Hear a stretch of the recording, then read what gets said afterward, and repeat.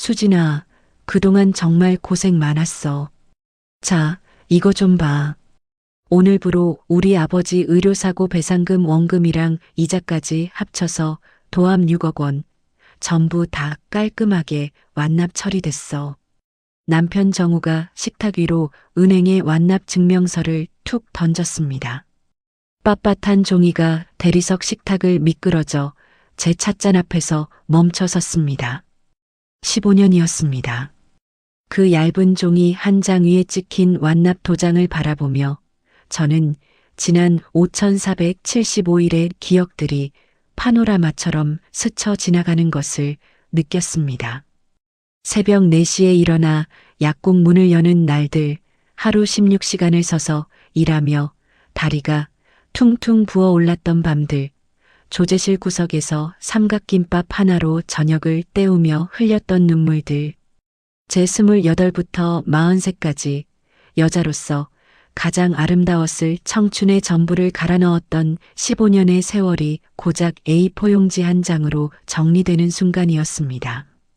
이상하게도 눈물이 나지 않았습니다. 가슴을 치며 오열할 줄 알았는데 마음은 차갑게 가라앉아 있었습니다. 마치 오랫동안 펄펄 끓어오르던 가마솥에서 마침내 불을 끈 것처럼 제 감정도 그렇게 서서히 식어가고 있었습니다. 그래요. 정말 기나긴 시간이었네요.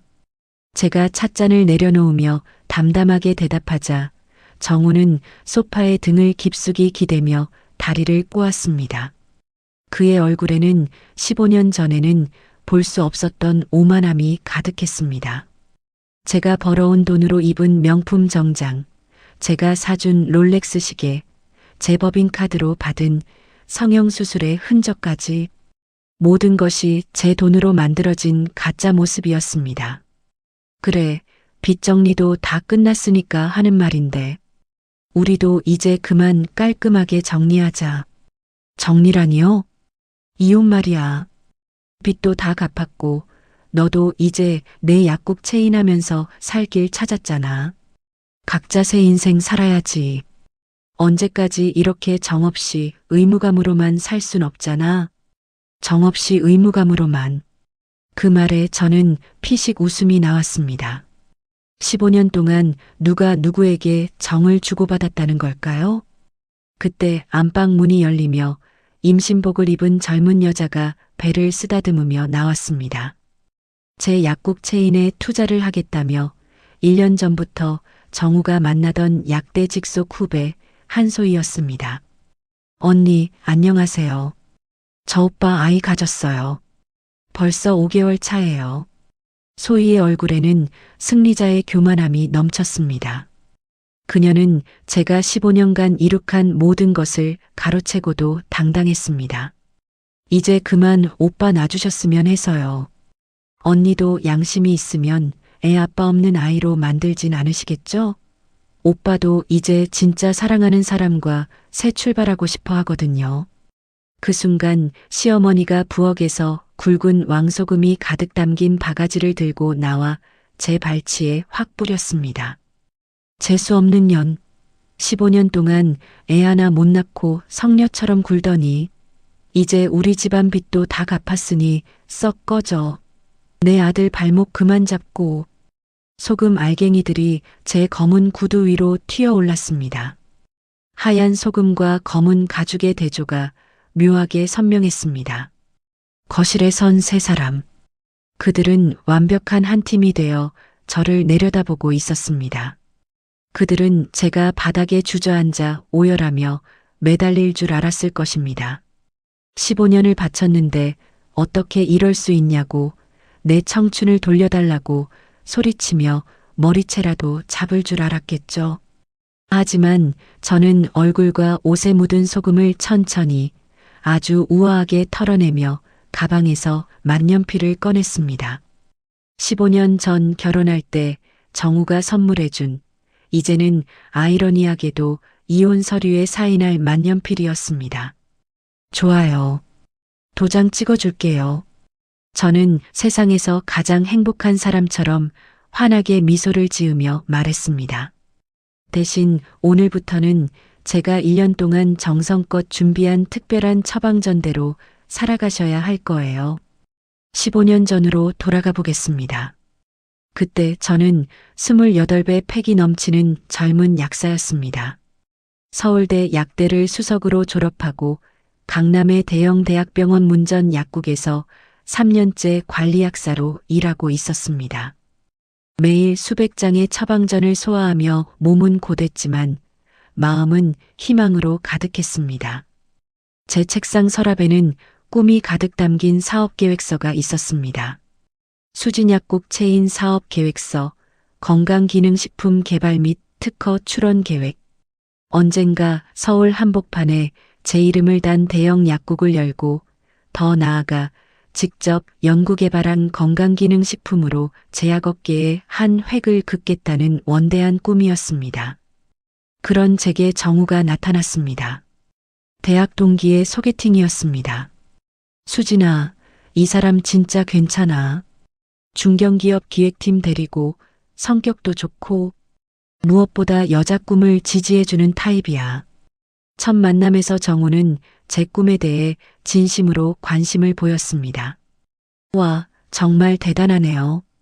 약사면서 사업까지 계획하고 있다니. 요즘 같은 시대에는 여성도 자립적이어야 하는데 수진 씨는 정말 멋있어요. 두 번째 만남에서는 제 사업 계획서를 꼼꼼히 읽어보더니 이렇게 말했습니다. 이거 정말 실현 가능성 높은 계획이에요. 특히 건강기능식품 쪽은 앞으로 고령화 사회로 가면서 블루오션이 될 거예요. 나중에 수진 씨가 약국 개업하면 내가 퇴근하고 와서 청소도 돕고 장부 정리도 다 해줄게요. 당신은 조제와 상담에만 집중하면 되고. 세 번째 만남에서는 아예 반지까지 준비해 왔습니다. 수진 씨, 저와 결혼해 주세요. 당신의 꿈을 평생 응원하고 지지하는 남편이 되겠습니다. 우리 함께 성공해요. 그의 달콤한 말들에 저는 완전히 넘어갔습니다. 시댁 배경도 나쁘지 않아 보였습니다. 시아버지 박 원장은 서울 외곽 구도심에서 30년째 정형외과 의원을 운영하는 분이었습니다. 비록 병원이 낡고 환자 수가 줄어드는 추세였지만 지역에서는 나름 원장님으로 대접받는 분이셨죠. 우리 아버지가 의사시라서 수진 씨 직업을 너무 좋아하세요. 의료진끼리 만나니까 대화도 잘 통할 거라고 하시더라고요. 시어머니도 처음에는 상냥했습니다. 아이고, 우리 며느리 될 사람이 약사래? 그것 참 좋네. 요즘 젊은 여자들은 다 놀기만 하는데 우리 수진이는 참 알차구나. 시집 와서도 일 계속해. 여자도 경제력이 있어야지. 결혼식은 화려했습니다. 시아버지가 우리 외아들 결혼식인데 소박하게 할 순 없다며 강남의 5성급 호텔을 고집하셨고 저는 제가 3년간 모아둔 적금 2천만 원을 털어 그들의 체면에 맞춰주었습니다. 신혼여행도 유럽으로 2주간 다녀왔습니다. 정우는 매일 제 손을 잡고 말했습니다. 수진아, 고마워. 나 같은 평범한 남자한테 시집와줘서 내가 평생 당신을 행복하게 해줄게. 당신 꿈도 꼭 이뤄줄게. 그때까지만 해도 저는 제가 평범하고 행복한 중산층 가정의 며느리가 된 줄 알았습니다. 하지만 그 평화는 결혼 후 단 3개월 만에 산산조각이 났습니다. 그 운명적인 화요일을 저는 평생 잊지 못할 것입니다. 2008년 11월 18일 오후 3시 27분. 시아버지 박 원장은 70세가 다 되어가는 고령이었지만 자신의 의술에 대한 자부심만은 젊은 의사 못지않았습니다. 아니, 오히려 더 심했습니다.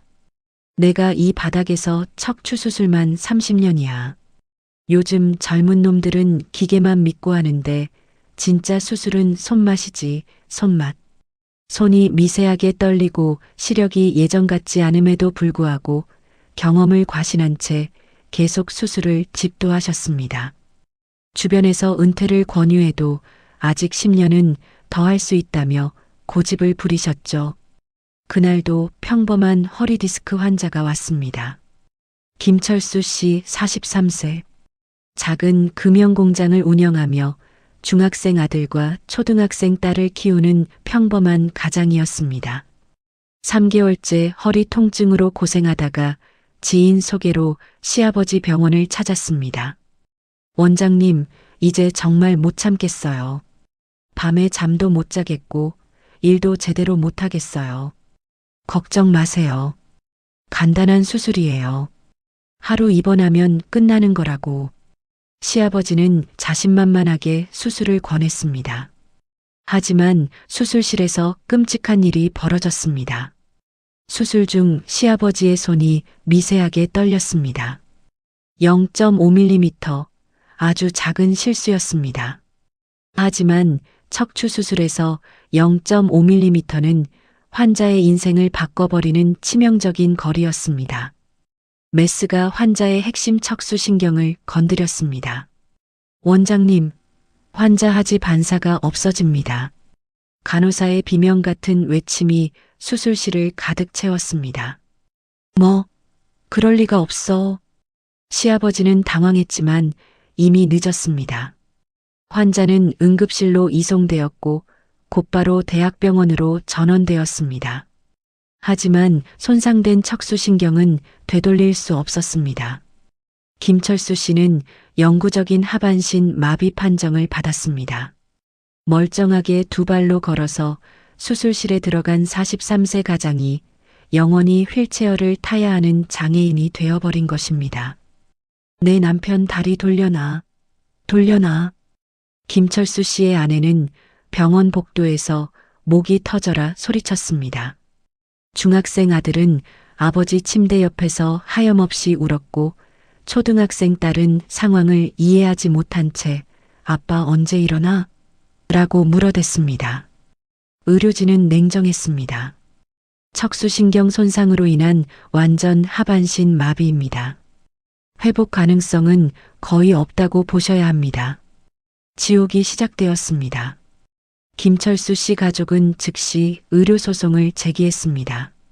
그들에게는 선택의 여지가 없었습니다. 가장이 더 이상 일할 수 없게 된 상황에서 앞으로 평생의 치료비와 생활비를 어떻게 마련할 것인가의 문제였으니까요. 2년에 걸친 기나긴 법정 공방이 시작되었습니다. 시아버지는 대형 로펌의 변호사들을 선임하며 자신의 과실을 최소화하려 했지만 수술실 CCTV와 의료 기록에 남겨진 명백한 실수 앞에서는 속수무책이었습니다.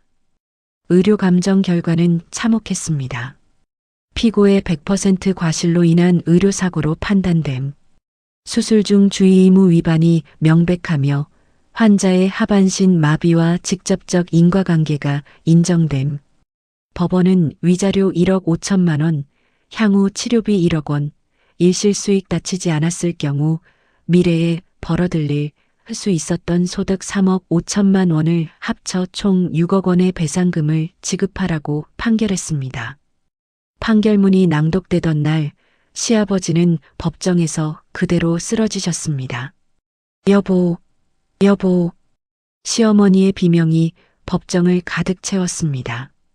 시아버지는 급성 뇌경색으로 의식을 잃으셨고 골든타임을 놓쳐 우측 반신마비 후유증을 얻게 되셨습니다.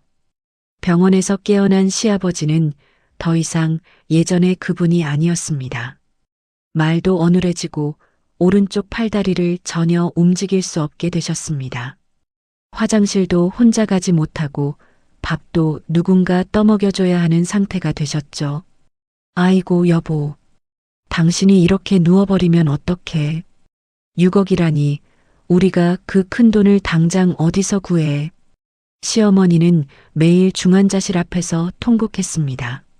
30년간 원장 사모님으로 살며 손에 물 한 방울 안 묻히고 살았던 분이 하루아침에 모든 것을 잃게 된 것입니다. 병원은 당연히 문을 닫아야 했습니다. 환자들은 하나둘 떠났고 직원들도 월급을 받지 못해 모두 그만뒀습니다. 30년간 쌓아온 모든 것이 하루아침에 무너졌습니다. 더 끔찍한 것은 재산 가압류였습니다. 살고 있던 40평 아파트, 시아버지 명의의 예금 계좌, 심지어 병원 건물까지 모두 법원의 가압류 딱지가 붙었습니다. 피해자 가족들의 원망과 분노는 날이 갈수록 극심해졌습니다. 6억? 그깟 돈으로 내 남편 다리가 돌아와? 우리 애들이 아빠 없이 어떻게 살라고. 김철수 씨의 아내는 매일같이 병원 앞에 나타나 소리를 질렀습니다. 때로는 시어머니의 머리채를 잡고 흔들기도 했습니다. 내 남편 다리 내놔. 돈이고 뭐고 필요 없으니까 우리 남편 두 다리 원래대로 돌려놓으라고. 그렇다면 이 절체절명의 순간에 집안의 유일한 아들이자 가장이 될 정우는 무엇을 하고 있었을까요? 정우는 완전히 무너졌습니다. 회사는 스트레스를 핑계로 무단결근을 반복하다 결국 권고사직을 당했습니다. 그 후로는 매일 술에 취해 살았습니다. 수진아, 나 죽고 싶다. 내 인생은 끝났어.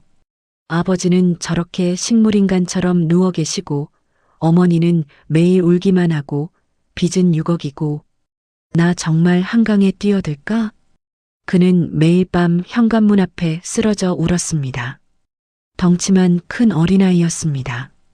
위기 앞에서 책임을 지려 하기보다는 현실을 도피하려고만 했습니다.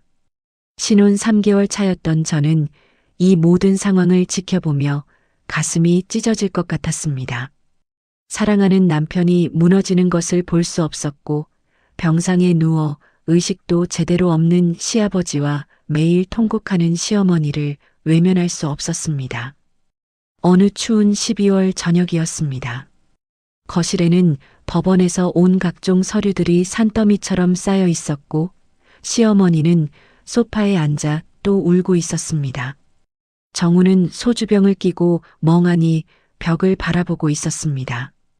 저는 그들을 앉혀놓고 단호하게 말했습니다. 어머님, 정우 씨, 이렇게 울고만 있어서는 해결되는 게 없어요. 제가 어떻게든 해보겠습니다. 두 사람이 놀란 표정으로 저를 쳐다보았습니다. 제가 그동안 모아둔 적금 2천만 원이랑 예금 1천만 원 다 깨고 제 약사면허로 받을 수 있는 전문직 대출, 신용대출, 마이너스 통장까지 최대한 끌어모아서 일단 피해자 측과 합의부터 하겠습니다. 수진아, 가압류부터 풀고 시아버지 병원 건물 처분해서 급한 불부터 끄고요. 그리고 남은 빚은 제가 약국을 개업해서 갚아나가겠습니다. 제 목숨을 걸고서라도 반드시 갚을 테니까 정우 씨는 정신 차리고 다시 취직 자리 알아보세요. 그 순간 시어머니는 바닥에 엎드려 제 두 손을 덥석 잡으며 목이 메어 말했습니다. 아이고 수진아, 며느리야. 네가 진짜 우리 집안을 살리는 보살이구나. 내가 전생에 무슨 덕을 쌓아서 너 같은 며느리를 얻었을까. 내가 평생 죽어서 귀신이 되어서라도 내 은혜 잊지 않을게. 널 친딸보다 더 소중히 여기고 살 테니 제발 우리 집안 좀 살려다오. 정우 역시 제 앞에 털썩 무릎을 꿇고 엉엉 소리내어 울며 맹세했습니다. 수진아, 고마워. 내가 진짜 쓸모없는 놈이야. 널 이렇게 고생시키다니. 내가 진짜 평생 너만 보고 살게. 넌 내 생명의 은인이야. 내가 평생 내 발닦개라도 할게. 나 없으면 안 되는 남편이 될게. 그들의 그 뜨거운 눈물과 절절한 맹세를 보며 저는 이 가족을 지켜내겠다고 다짐했습니다. 사랑하는 남편과 시부모님을 위해서라면 제 모든 것을 바칠 수 있다고 생각했습니다. 하지만 그 맹세들이 얼마나 가벼운 깃털 같은 것이었는지, 그들의 본성이 얼마나 추악하고 이기적인지 깨닫는 데는 그리 오랜 시간이 걸리지 않았습니다. 저는 즉시 행동에 옮겼습니다. 피해자 측 변호사를 찾아가 제 통장을 보여주며 간곡히 호소했습니다. 변호사님, 저희가 당장 6억을 마련할 수는 없지만 제가 약사 면허가 있고 사업 계획도 있습니다. 분할 상환으로 합의해 주시면 1원도 빠뜨리지 않고 다 갚겠습니다. 다행히 피해자 측에서도 당장 6억을 받기보다는 확실한 분할 상환이 낫겠다고 판단했습니다. 매월 3천만 원씩 20개월에 걸쳐 갚기로 합의했습니다. 그리고 본격적으로 지옥불 속으로 뛰어들었습니다. 제 명의로 낼 수 있는 모든 대출을 받았습니다. 제1금융권 신용대출 5천만 원, 전문직 대출 1억 원, 제2금융권 대출 3천만 원, 마이너스 통장 2천만 원, 총 2억 원을 끌어모았습니다. 서울 외곽의 유동인구가 많은 번화가 사거리에서 약국 자리를 물색했습니다. 권리금 8천만 원에 월세 300만 원이라는 살인적인 조건이었지만 선택의 여지가 없었습니다. 2009년 3월 수진약국이라는 간판을 달고 드디어 문을 열었습니다. 그때부터 제 인생은 인간의 것이 아니었습니다. 아침 7시에 약국 문을 열고 밤 11시까지 하루 16시간을 꼬박 서서 일했습니다. 조제를 하고 복약 지도를 하고 재고를 관리하고 장부를 정리했습니다. 주말도 없었고 명절도 없었습니다. 점심은 조제실 구석에 쪼그려 앉아 편의점에서 사온 삼각김밥 하나로 때웠습니다. 저녁은 아예 거르는 날이 대부분이었습니다. 다리는 퉁퉁 부어 코끼리 다리처럼 변했고 만성 위염에 시달리며 약국에서 파는 위장약으로 버텼습니다. 새벽 3시까지 약국 장부를 정리하고 4시간 자고 다시 7시에 문을 여는 지옥 같은 나날이 계속되었습니다. 어느 여름날 더위와 과로로 약국 한가운데에서 갑자기 쓰러질 뻔했습니다. 눈앞이 핑 돌며 온몸에서 힘이 빠졌습니다. 하지만 쓰러질 수도 없었습니다. 환자들이 기다리고 있었고 매월 3천만 원을 갚아야 했으니까요. 조제실 의자에 5분 기대 앉아 포도당 음료 한 병을 벌컥 마시고 다시 일어나 카운터 앞에 섰습니다. 그렇게 1년이 지났습니다. 약국은 서서히 자리를 잡아갔지만 매월 3천만 원을 갚기에는 턱없이 부족했습니다. 부족한 돈은 또다시 대출로 메웠습니다. 2년째 되던 해 저는 두 번째 약국을 열었습니다. 그리고 3년째에는 세 번째 약국까지. 동시에 제가 약대 시절부터 연구해 오던 만성피로 회복용 건강기능식품 개발에도 착수했습니다. 밤낮 없이 일하며 쌓인 피로와 스트레스를 몸소 체험하면서 현대인들에게 정말 필요한 영양제가 무엇인지 절실히 깨달았기 때문입니다. 그런데 제가 그렇게 뼈를 깎는 고통으로 돈을 벌어 빚을 갚아나가는 동안 정우와 시어머니는 서서히 변하기 시작했습니다. 처음 2년간은 미안해하며 눈치를 보던 정우였지만 제 약국 사업이 궤도에 오르고 건강기능식품까지 출시되어 돈이 들어오기 시작하자 태도가 180도 바뀌었습니다. 여보, 나도 명색이 남자인데 맨날 집에서 놀 수만은 없잖아. 당신 건강기능식품 회사 영업은 내가 뛸게. 나한테 영업 총괄 이사 자리 하나 줘. 저는 남편의 자존심을 살려주기 위해 흔쾌히 법인 이사 자리를 만들어주고 BMW 최신형과 법인 카드까지 내어주었습니다. 하지만 정우가 말하는 영업이란 매일 골프장에 가서 친구들과 공을 치고 저녁에는 고급 룸살롱에서 술을 마시며 카드를 긁어대는 것이 전부였습니다. 오늘 거래처 사장들이랑 중요한 미팅이 있어서 늦을 것 같아. 그렇게 말하고는 새벽 3시에 술 냄새를 풀풀 풍기며 들어와 소파에서 코를 골았습니다. 제가 밤 11시에 파김치가 되어 퇴근해도 그는 이미 잠들어 있었습니다. 시어머니의 변화는 더욱 가관이었습니다. 빚더미에 앉아 바닥을 기던 그분이 제 돈으로 빚이 줄어들고 매달 생활비로 수백만 원씩 통장에 입금되자 완전히 다른 사람이 되었습니다. 아유, 우리 아들이 이번에 건강식품 회사를 크게 차렸잖아요. 며느리는 그냥 밑에서 약국이나 몇 개 관리하고 남자가 사업 수완이 좋으니까 돈이 그냥 긁어 모아지네요.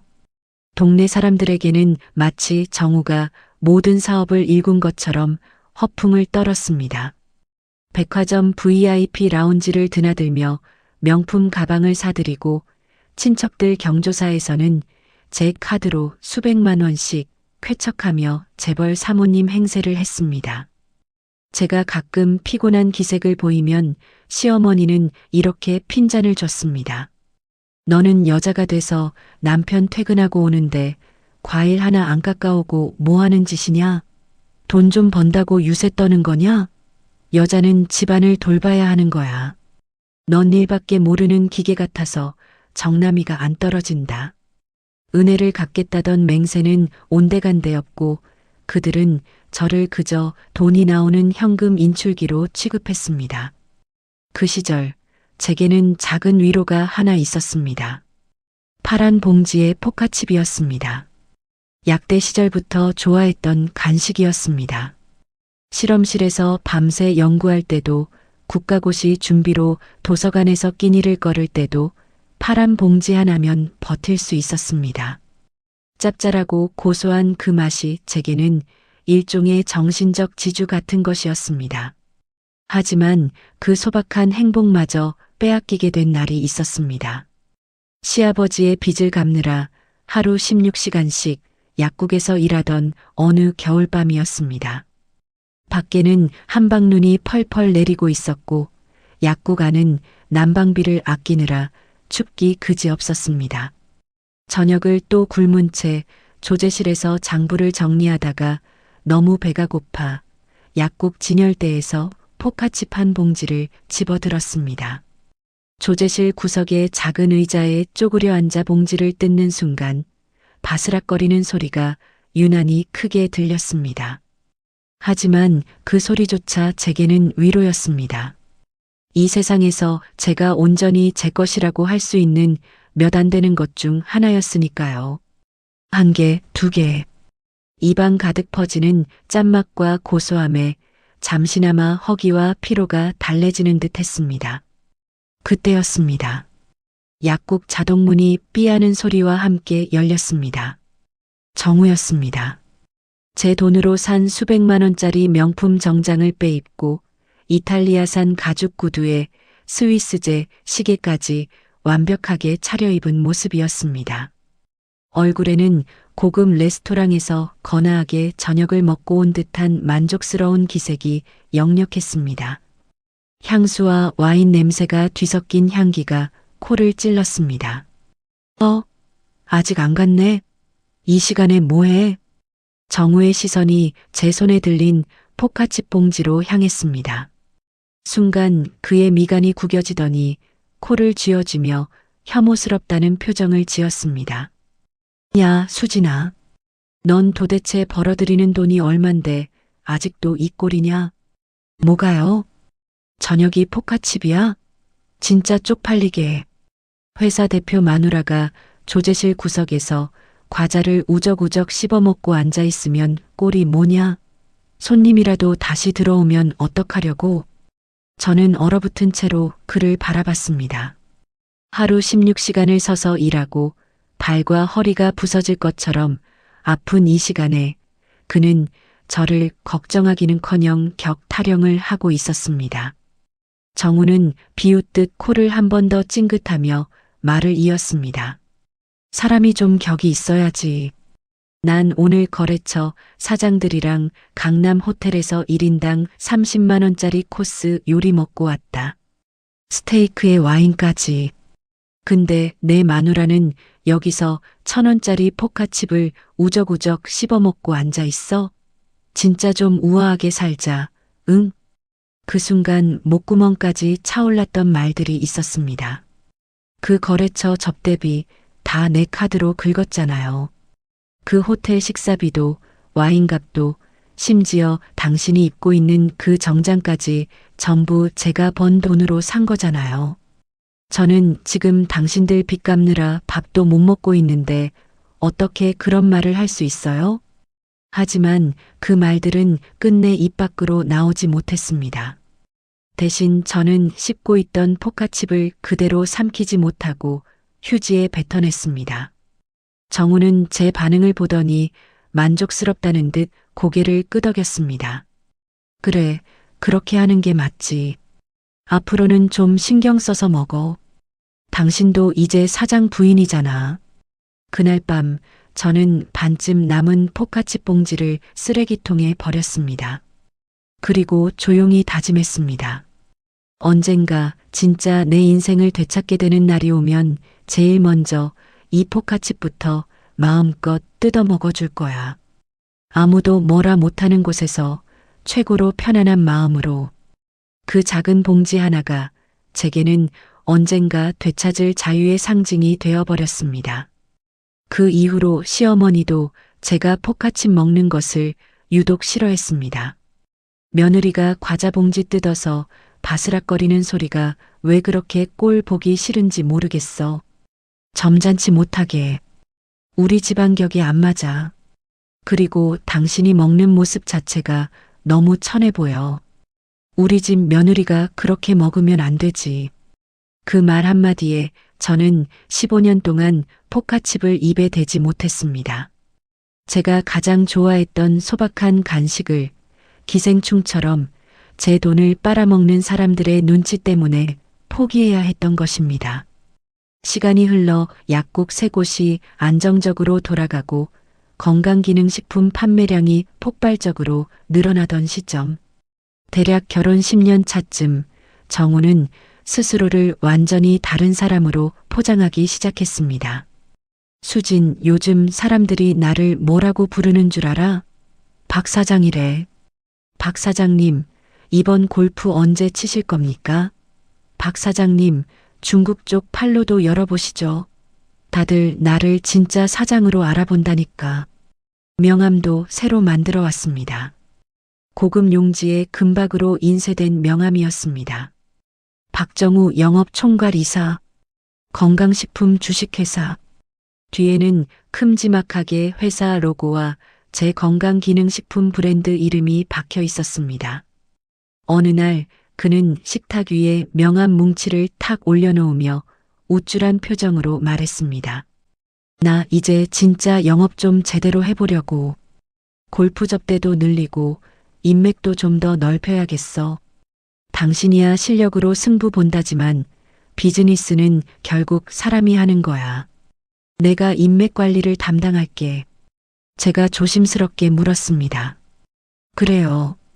근데 요즘 법인 카드 사용액이 조금 과한 것 같아서 골프장, 룸살롱 이런데 결제가 너무 많아요. 한 달에 몇 천만 원씩 나가는 건 좀. 정우가 즉시 인상을 찌푸리며 목소리를 높였습니다. 아니, 당신 진짜 너무한 거 아니야? 내가 놀려고 쓰는 줄 알아?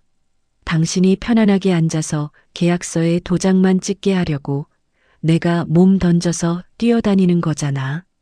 조금만 눈 감아주면 안 돼? 맨날 돈 당신이 그렇게 인색하니까 사업이 더 안 커지는 거야. 시어머니가 옆에서 거들었습니다. 그래, 수진아. 남자가 사업 한번 크게 벌이려면 접대도 하고 사람도 만나고 그래야지. 너는 약국 안에서만 사람 상대하니까 세상 물정을 몰라서 그래. 우리 아들도 요즘 얼마나 스트레스가 많은데. 그 정도 뒷바라지는 아내가 해줘야지. 스트레스는 제가 더 많은데요, 어머님. 하루 16시간씩 서서 일하는 사람 말이에요. 그 말도 결국 입 밖으로 나오지 못했습니다. 그때까지만 해도 저는 그래도 남편이고 그래도 가족이니까라는 생각에서 완전히 벗어나지 못했습니다. 한소희를 처음 본 건 어느 비 오는 초여름 날이었습니다. 건강기능식품 회사 사무실로 다소 들뜬 목소리의 정우 전화가 걸려왔습니다. 수진, 오늘 사무실 좀 들를 수 있어?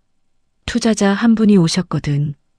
약대 후배라는데 아버지가 제약회사 회장이래. 제품 개발 얘기도 잘 통할 것 같고 투자 규모도 꽤 클 것 같아. 투자자? 제 귀가 솔깃해졌습니다. 그때만 해도 저는 이것이 치밀하게 짜인 함정의 시작인 줄 몰랐습니다. 사무실 문을 열고 들어서자 맥북을 펴놓고 뭔가를 열심히 설명하고 있는 젊은 여자가 있었습니다. 긴 웨이브 머리에 화장기 없는 듯한 청순한 얼굴, 하지만 곳곳에 은근히 드러나는 명품 브랜드지. 샤넬백, 에르메스 스카프, 까르띠에 시계. 언니, 안녕하세요. 그녀는 상냥하게 인사를 건네며 허리를 90도로 숙였습니다. 저는 약대 9학번 한소희라고 해요. 선배님 얘기 정말 많이 들었어요. 약대 시절부터 공부 엄청 잘하시고 지금은 성공한 약사이자 CEO라고요.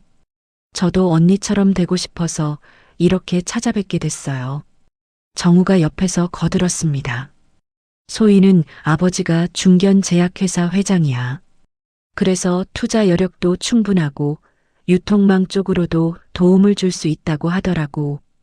우리 제품 중국이나 동남아 진출할 때 발판이 될 수 있을 것 같아. 소희는 손사래를 치며 겸손하게 웃었습니다. 에이 오빠, 제약회사라고 해도 아직은 중견 규모일 뿐이에요. 아버지도 이제 반은퇴 상태셔서 대신 제가 건강기능식품 쪽으로는 진짜 진지하게 사업을 고민하고 있거든요. 언니 브랜드 정말 괜찮은 것 같아요. 저희가 조금만 힘을 보태면 바로 해외 시장까지 진출할 수 있을 것 같은데요. 그녀의 말솜씨는 유창했고 제 브랜드에 대한 분석도 제법 날카로웠습니다. 특허 기술의 차별점부터 시장 포지셔닝까지 마치 미리 공부해온 것처럼 척척 대답했습니다. 저는 속으로 생각했습니다. 그래, 이 정도면 정말 도움이 될 수도 있겠다. 그날 이후 소희는 자주 우리 회사에 드나들었습니다. 제품 개발 회의에도 참석하고 패키지 디자인도 같이 검토하며 의견을 냈습니다. 심지어 시어머니와도 곧잘 어울렸습니다. 어머님, 이건 제가 백화점에서 산 작은 선물이에요. 진짜 사모님 느낌 나실 것 같아서요. 아이고, 이걸 뭘 다 사오고 그래. 그래도 우리 소희는 손도 야무지고 예의도 바르고 요즘 젊은 애들 중에 이런 애가 어디 있어? 시어머니 입가에 번지는 흐뭇한 미소를 저는 잊을 수 없습니다. 그 미소는 제가 15년 동안 한 번도 받아본 적 없는 종류의 미소였습니다. 진심 어린 애정과 만족이 담긴 표정이었습니다. 이상한 기운을 처음 느낀 건 소희가 우리 집에 너무 자연스럽게 드나들기 시작하면서부터였습니다. 처음에는 회의가 늦게 끝났다는 핑계로 같이 저녁을 먹고 가는 정도였습니다. 그러다 어느 순간부터인지 제가 야근하는 날이면 소희의 흰색 BMW가 우리 집 앞에 주차되어 있는 일이 잦아졌습니다. 어느 날 밤 11시, 약국 마감을 하고 집에 들어갔을 때였습니다. 거실에서 웃음소리가 들렸습니다. 아, 진짜 오빠도 너무 웃겨요. 그때 그 골프장에서 홀인원 했다는 얘기 또 해주세요. 아, 그때 말이야. 내가 7번 아이언으로 딱 쳤는데 말이야. 문을 열고 들어가니 거실 소파에 정우와 소희가 나란히 앉아 있었습니다. 테이블 위에는 와인병이 반쯤 비어 있었고 치즈와 과일 그리고 고급 안주들이 정갈하게 놓여 있었습니다. 여보 왔어? 정우가 마치 아무렇지도 않다는 듯 손을 흔들었습니다. 언니, 오늘도 늦게까지 일하셨네요.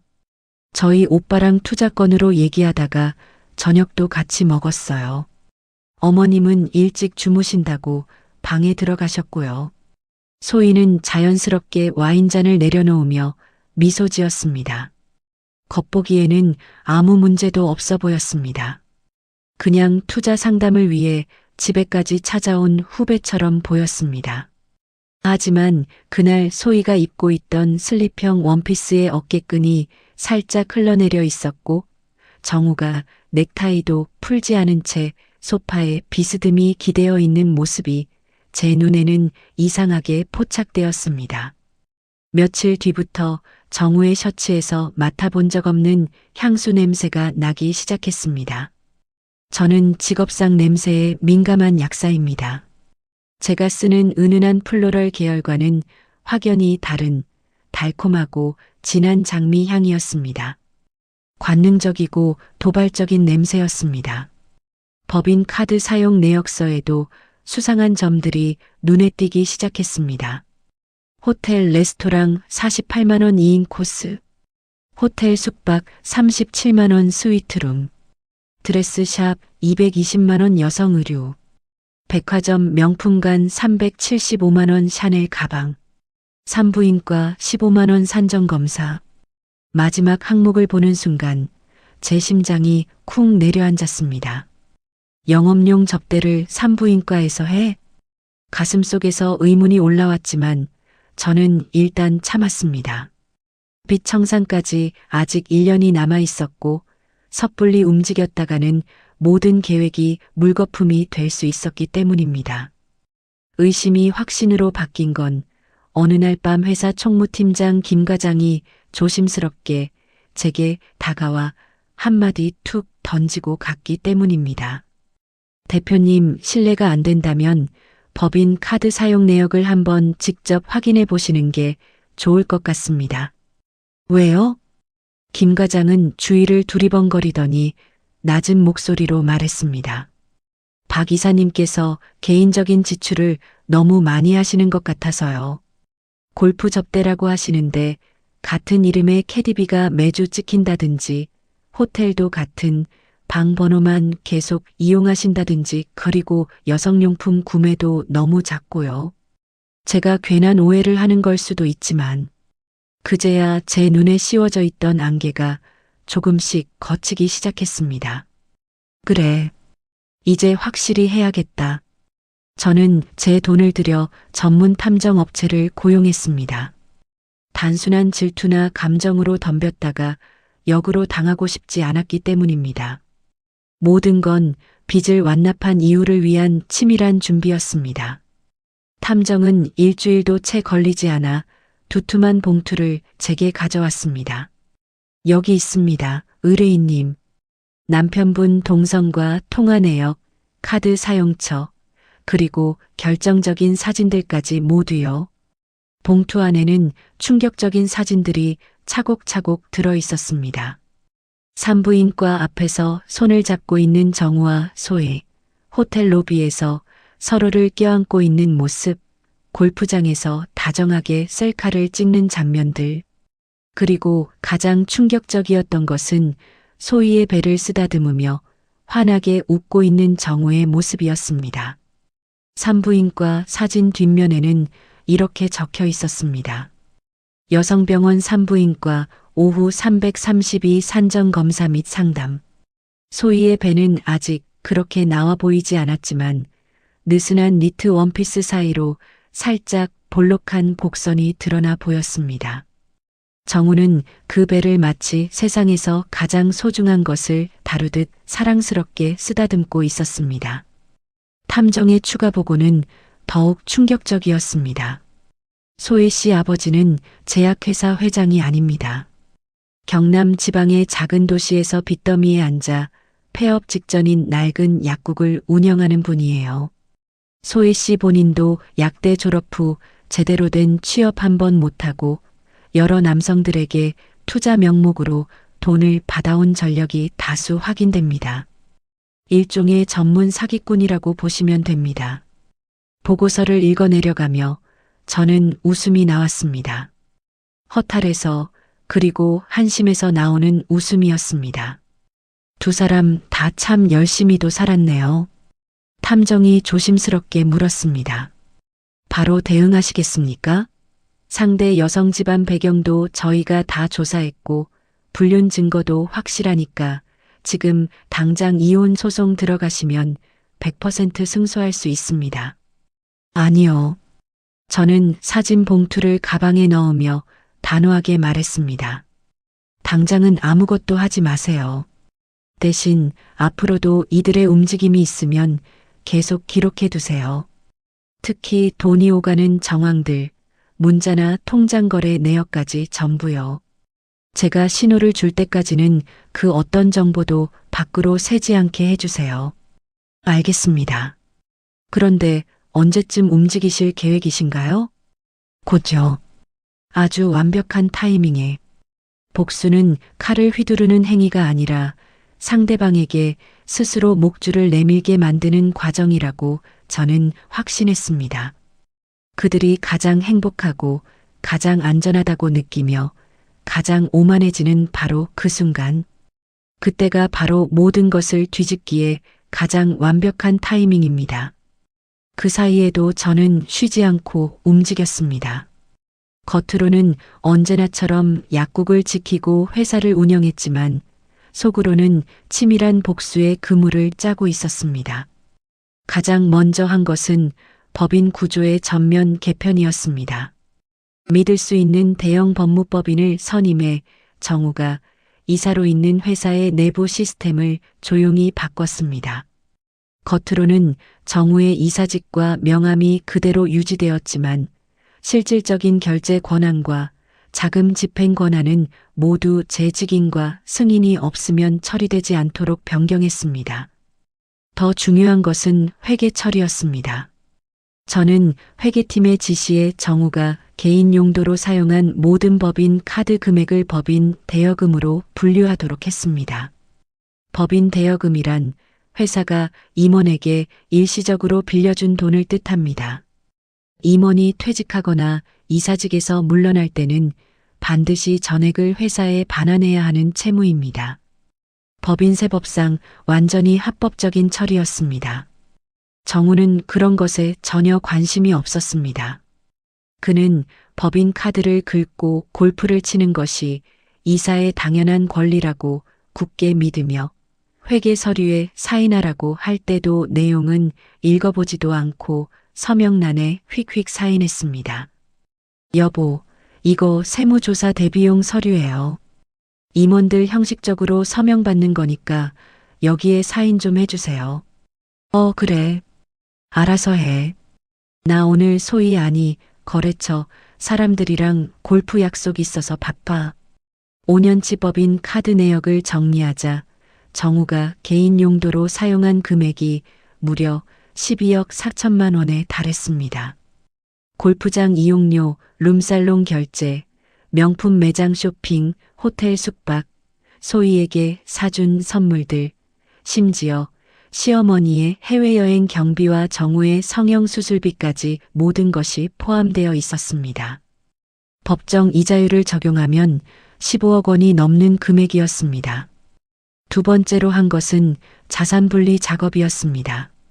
제 명의로 된 약국 체인 4곳, 건강기능식품법인, 특허권, 부동산 등 모든 자산을 정우의 손이 절대 닿을 수 없는 구조로 재편했습니다.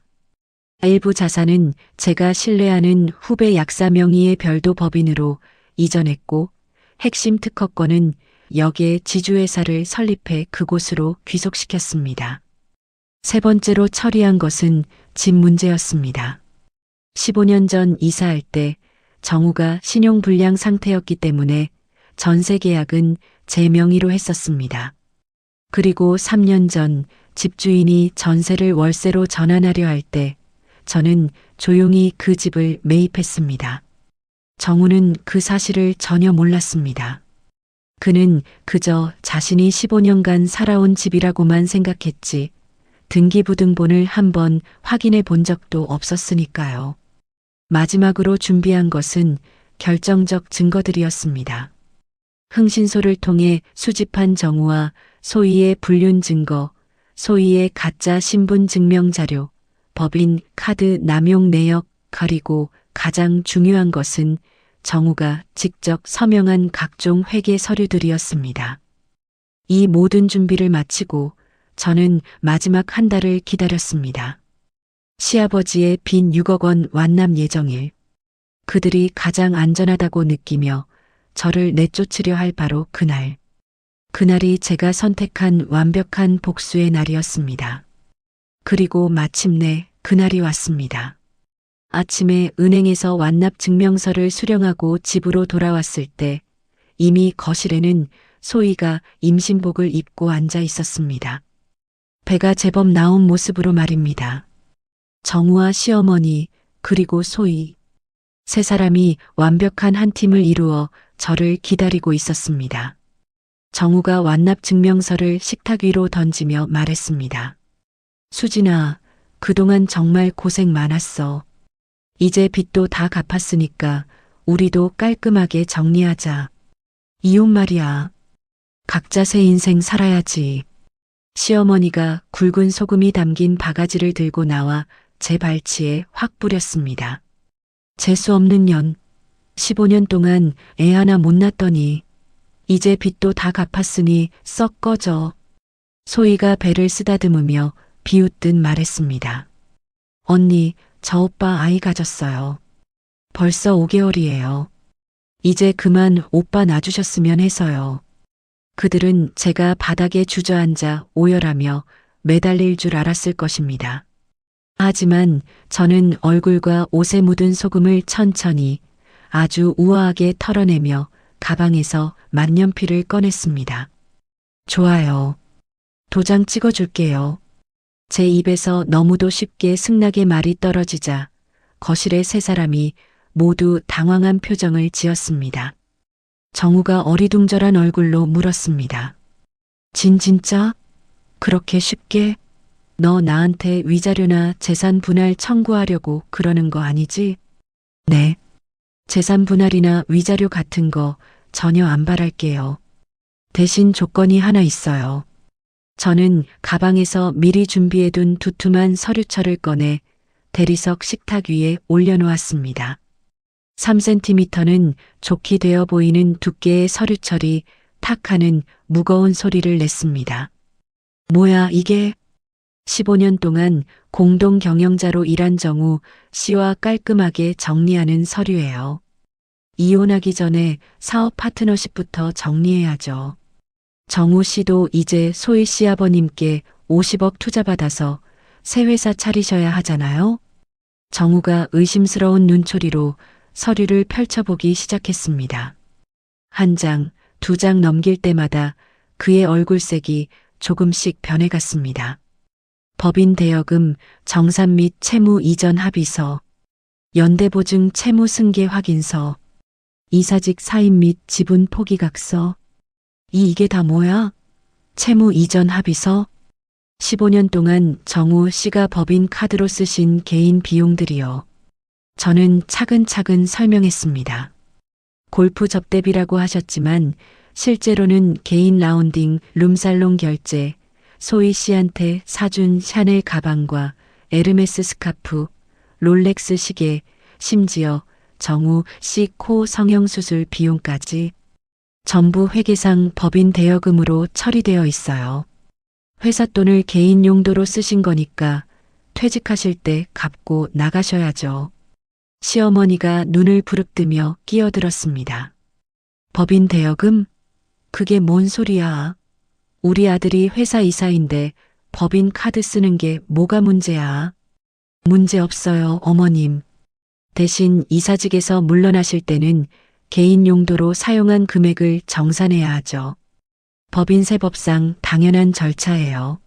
안 그러면 횡령이나 배임으로 고발당할 수 있거든요. 저는 서류 맨 뒷장을 가리키며 결정타를 날렸습니다. 총액이 12억 4천만 원이네요.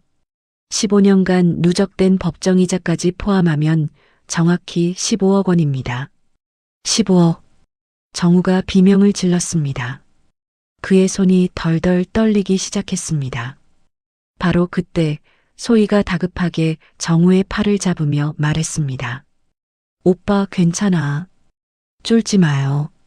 우리 아빠가 오빠 새 회사 차리면 50억 투자해 주시기로 했잖아요. 그까짓 15억 아빠한테 말해서 먼저 갚아버리면 돼요. 저 언니가 오빠 발목 잡으려고 억지 부리는 거니까 그냥 사인해버려요. 그 말에 정우의 굳어졌던 표정이 순식간에 환하게 밝아졌습니다. 그래, 맞다. 장인어른이 50억 투자해 주시는데 15억 푼돈이 뭐가 대수야. 좋아, 수진. 네가 이렇게까지 치사하게 나온다면 나도 미련 없다. 사인해줄게. 정우는 주저하지 않고 만년필을 집어들더니 각 서류의 서명란에 거침없이 도장을 찍고 사인을 휘갈겼습니다. 마치 자신이 승리자라도 된 양의기양양한 표정이었습니다. 저는 그 모습을 조용히 지켜보며 속으로 카운트다운을 했습니다. 3일, 마지막 서류에 선명하게 붉은 인주가 찍히는 순간 저는 이혼 합의서를 집어들었습니다. 자, 이제 제 차례네요. 쾅! 저 역시 주저하지 않고 이혼 서류에 도장을 찍었습니다. 15년의 끔찍했던 굴레가 마침내 끊어지는 역사적인 순간이었습니다. 됐어요.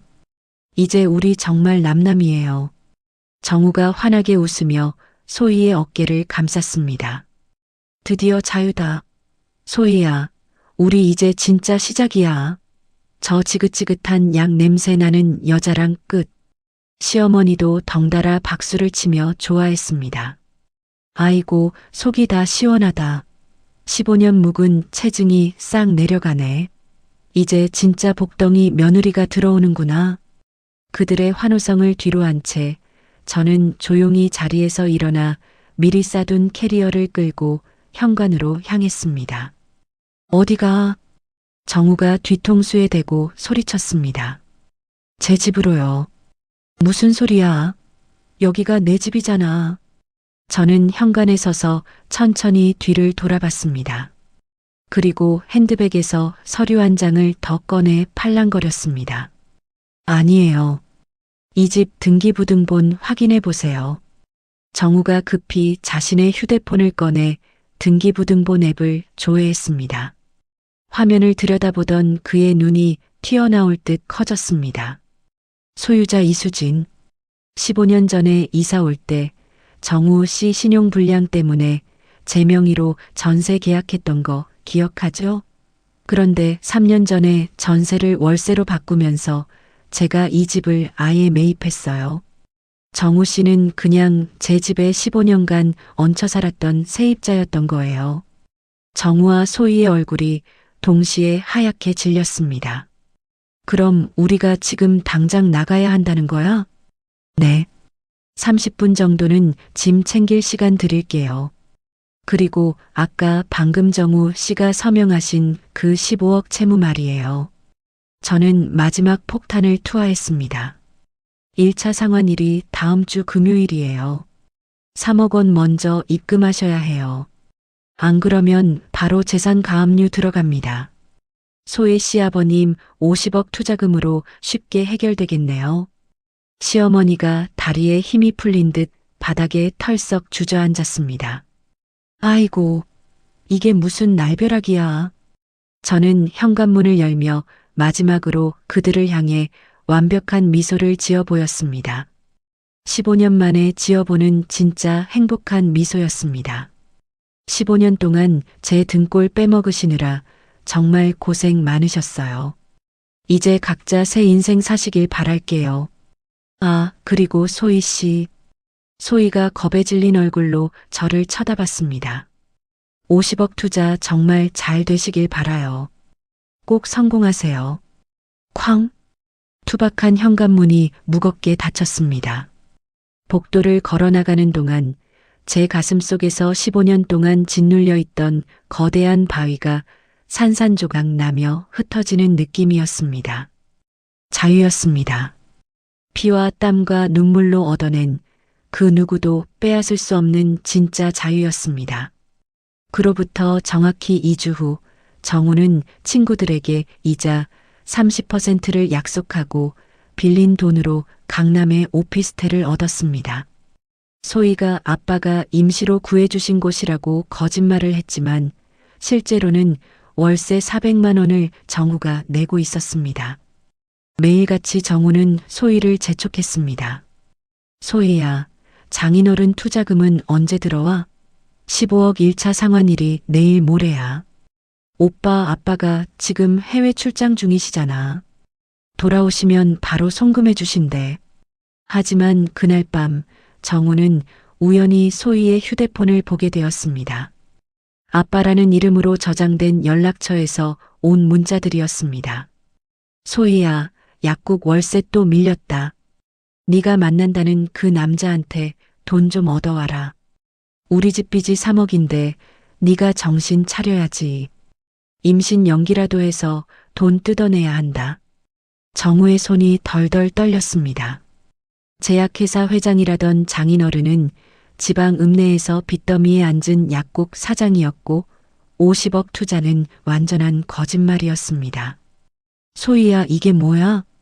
샤워를 마치고 나온 소희는 정우 손에 든 휴대폰을 보고 얼굴이 하얗게 질렸습니다.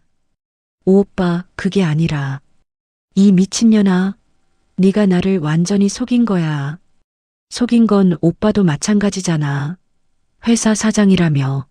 알고 보니 마누라 밑에서 월급 받던 직장인이었으면서 두 사람의 싸움 소리에 시어머니가 뛰어나왔습니다. 상황을 파악한 시어머니는 그 자리에서 기절했습니다. 다음 날 아침 정우가 오피스텔로 돌아왔을 때 그를 기다리고 있던 것은 난장판이 된 거실과 텅 빈 옷장이었습니다. 소희가 자신의 가짜 명품 가방들과 돈이 될 만한 정우의 시계, 폐물까지 싹쓸이해서 도망친 직후였습니다.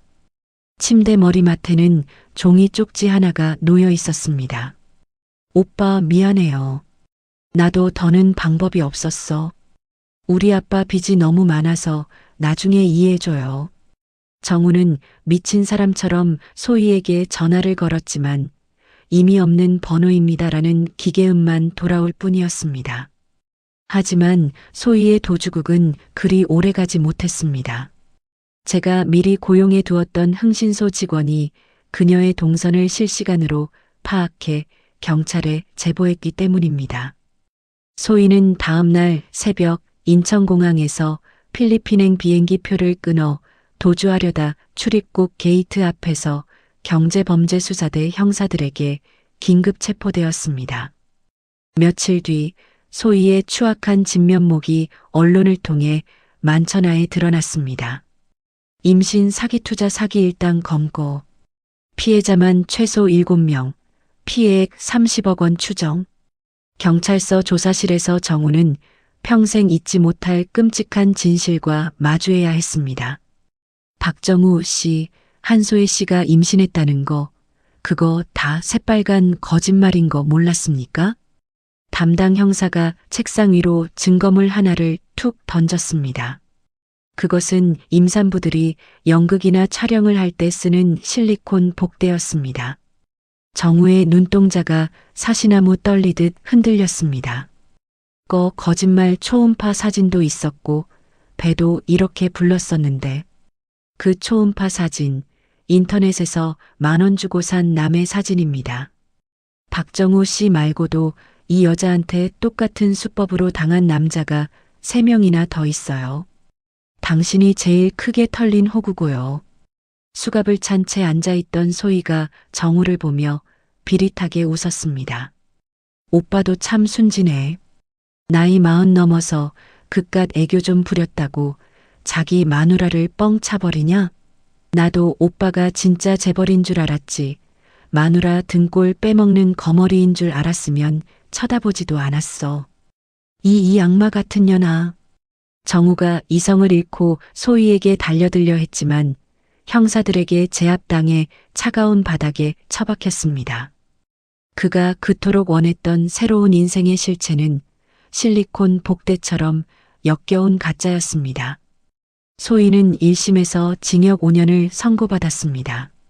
법정에서 그녀가 흘린 눈물이 진심인지 연기인지는 아무도 알 수 없었습니다. 다음 날 아침